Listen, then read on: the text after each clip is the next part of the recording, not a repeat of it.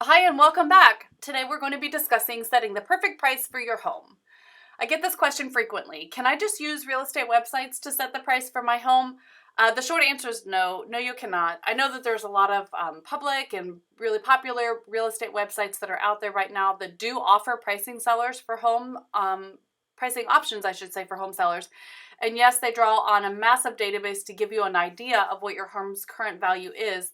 And yes, they're a great resource for getting a general idea of your home's value. They really are not sufficient for setting the price for the sale of your home. Pricing a home to sell in a reasonable time frame and for the best possible price is really more of an art than a science. It requires us to have up-to-the-minute market knowledge of what's going on at a very local level, and it also requires a feel for how your home compares to other homes that are similar in your market.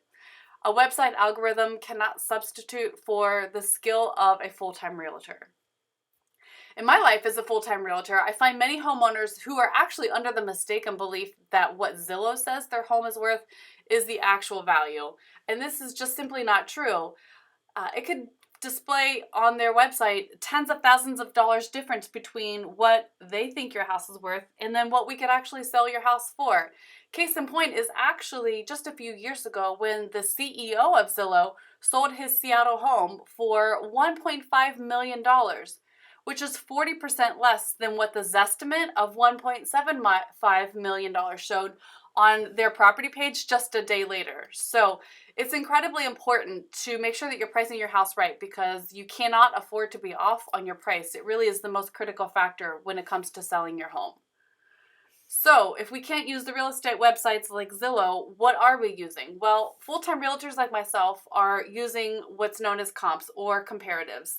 We're taking homes that have sold in your neighborhood and are similar to yours and doing what's called a comparative market analysis. What we're looking at are homes that are close in similarity that have sold close to you. We're also looking at the homes that are currently pending but haven't gotten to the closing table yet. Those are also similar to yours.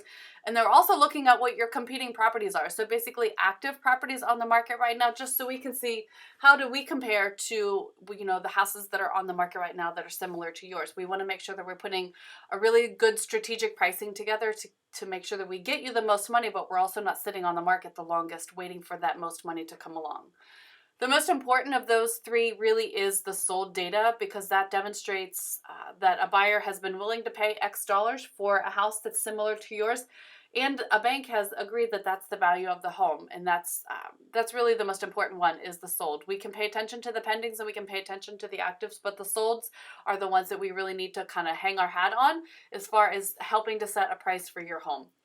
If you have any questions about what it looks like to run a comparative market analysis, or you would like to have a comparative market analysis run on your home, please feel free to send me a comment, send me an email, send me a text message, and I'd love the opportunity to connect with you, or I can help connect you to a real estate professional in your market. Thanks so much for paying attention today. I appreciate your time, and I look forward to joining you again next time.